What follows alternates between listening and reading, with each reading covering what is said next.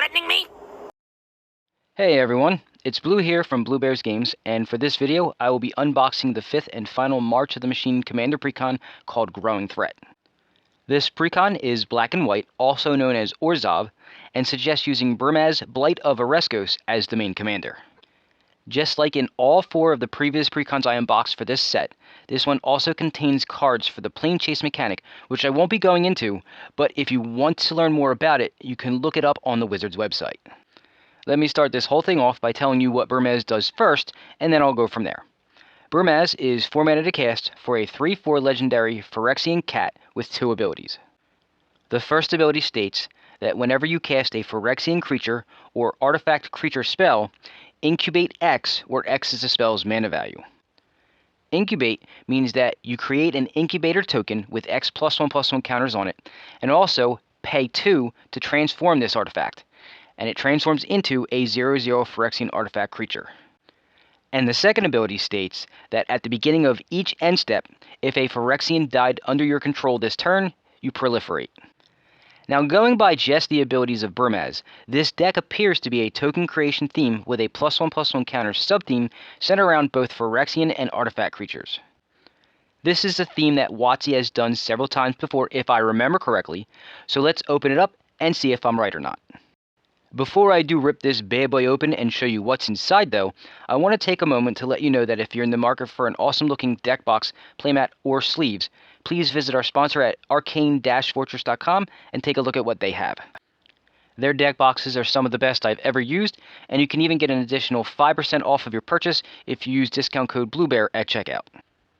If you want to take a closer look at their deck boxes, check out the link that just popped up on the top right of your screen just now.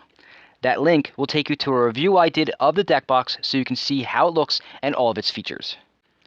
Now let's get to it and see what's in the box. Alright, so here's what the box looks like on the outside. Here's the suggested commander. This is the black-white Growing Threat precon. Here's what's on the back, and I've always told you that's not really that important. What is important is what's inside the actual box, so let's get to it and take a look. Pull everything out and show you everything inside. Alright, so here is the counters. This one doesn't have a +1/+1 counter. I don't know what that is for. And the top has a couple too. Alright, then we've got these, which, again, nobody has told me what those are for. I can't use them as dividers because they're not big enough, but whatever. Somebody eventually will tell me. Alright, let's get all this stuff out of here. Here's more of those. And then the deck box, which it took me until the second last one to realize you can pull it out the other way. So let's put that together and show you everything. So, alright, here's the insert. Again, it doesn't have a whole lot of useful information on it. It has a little bit about the deck, the special rules for Commander, and then, of course, a little bit about Brimaz. So we'll put that aside. Here's the planar die for this one, which, you know, is what it is. Nothing big. What I got here? Here's a little pack that has the planes in it and the sample pack for the collector boosters. Here's our generic life wheel, 20 on one side, or 1 to 20 on one side, and then 21 to 40 on the other. This can go away. Here's the deck, which we'll get to in a moment. First, let's show you the planes, which I won't be going too much into, but at least I'll show you them. Alright, zoom a little bit.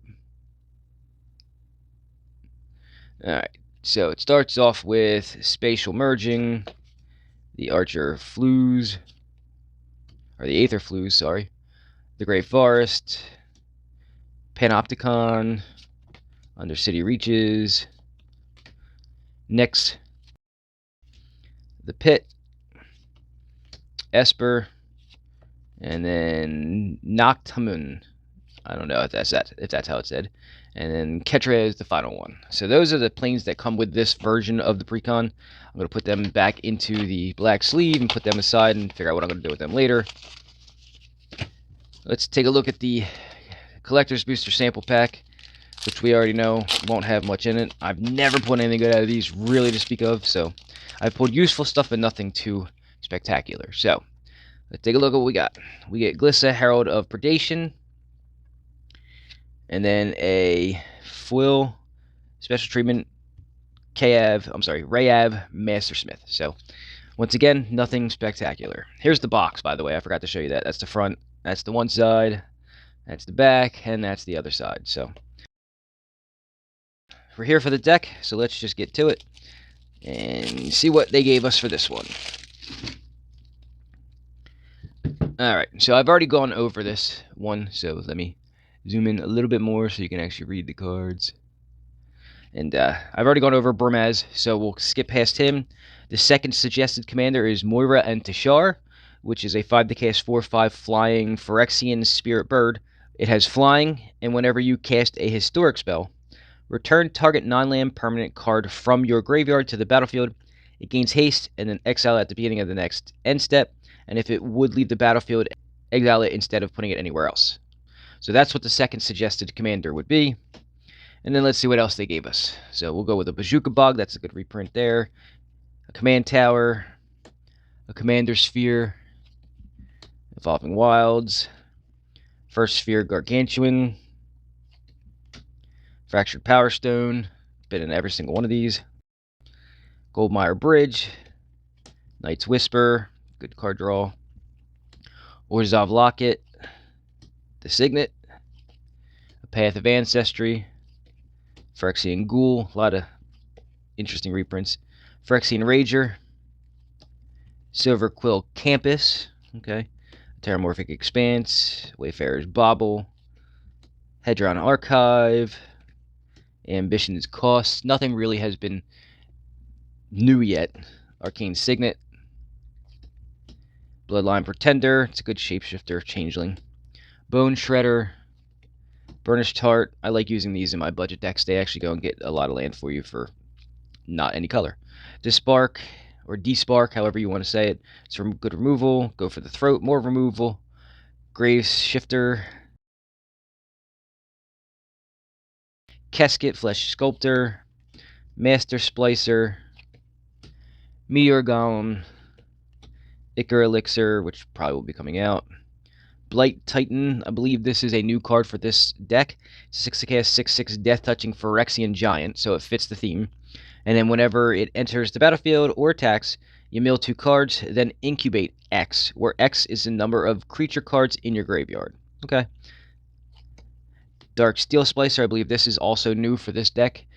I believe it's a 7-cast 1/1, which is just very high, but it's a Phyrexian. It says whenever Darksteel Splicer or another non-token Phyrexian enters the battlefield under your control, create X 3/3 colorless Phyrexian Golem artifact creature tokens where X is the number of opponents that you have, and it has a effect that gives golems you control indestructible. So that's why it's 7 to cast for a 1/1. Very easy to remove as a 1/1, but it does create a lot of chaos. Excise the Imperfect, so it's a 3 to cast instant. It says exile target non-land permanent, and its controller incubates X, where X is its mana value. So it's removal, but most likely you'll use it on your own stuff. Filigree Vector, it's a 4 to cast 1/1.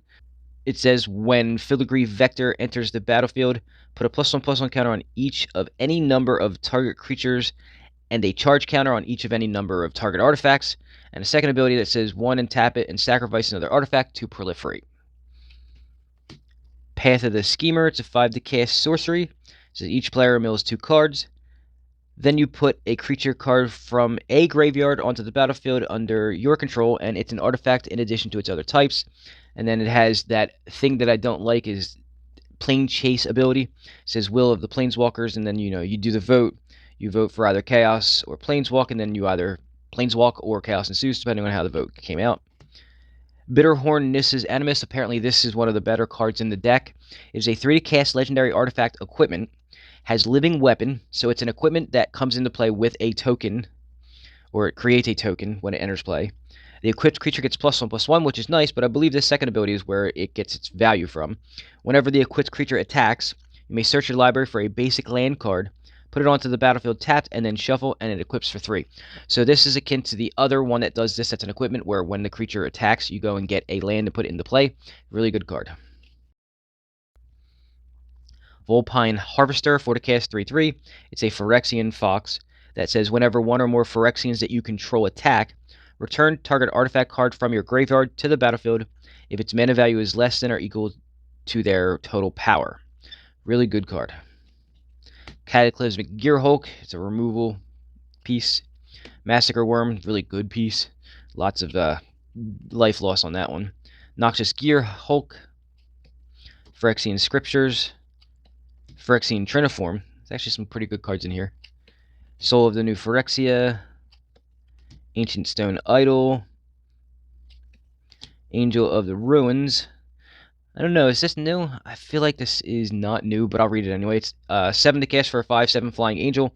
It says when it enters the battlefield, exile up to 2 target artifacts and or enchantments, and then it has Plane Cycling, which means that if it's in your hand, you can pay 2, discard it, and then go search your library for a Planes card, reveal it, and put it in your hand.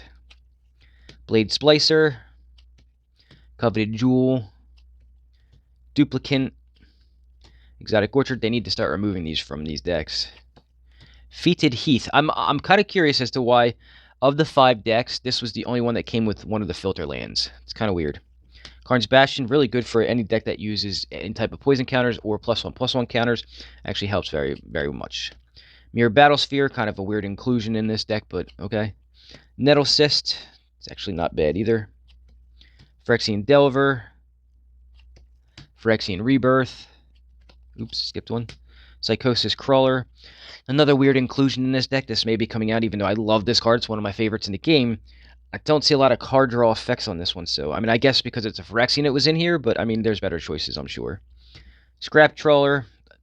Pretty good inclusion, actually. Sculpting Steel. Scythe Claw.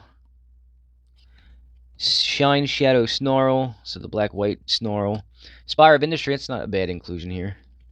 That's the first half of the deck. We're getting through this. Alright, Temple of Silence, because they got to put the temples in every single precon now. What a crap card. Utter End, good removal. Vault of the Archangel, pretty good for a creature-based deck, especially one that uses a lot of tokens. Yawgmoth's Vile Offering. A Mind Stone. Mortify, good removal. Shattered Angel, only in here because it's a Phyrexian, I'm sure. Shimmer Mirror, gives all your artifacts flash. Soul Ring, obviously that's going to be in every precon. Swords to Plowshares, great removal. Tainted Field, good inclusion. Talisman of the Hierarchy, or Talisman of Hierarchy. Victimize. Completed Huntmaster. Phyrexian Gargantua. I think we're going to hit just the basic lands here, so plains, a lot of them, and a lot of swamps. Here's the thick version of Brimaz, so you don't shuffle it into your deck. That is the purpose of these extra thick ones. And then the tokens. We've got Phyrexian Golems, Incubation tokens, Phyrexian Germs, some Angel tokens. On the back, we've got Demons, some Mirror for the Battlesphere, some Phyrexian tokens, Construct tokens, and a Phyrexian Horror. And that, my friends, is what is in the Growing Threat March of the Machine Commander Precon. If I'm being honest, of the 5 precons, I opened this one last because I thought that since it was the only 2-color deck of the bunch, it would be the easiest to upgrade. After seeing what's in it, I can tell you that I was dead wrong. This deck, for lack of a better phrase, is a complete disaster.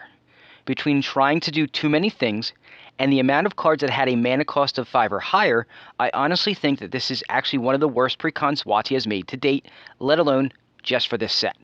This thing is in serious need of some upgrades all around.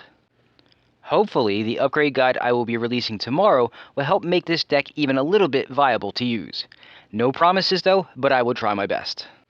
And that's all I've got for you today.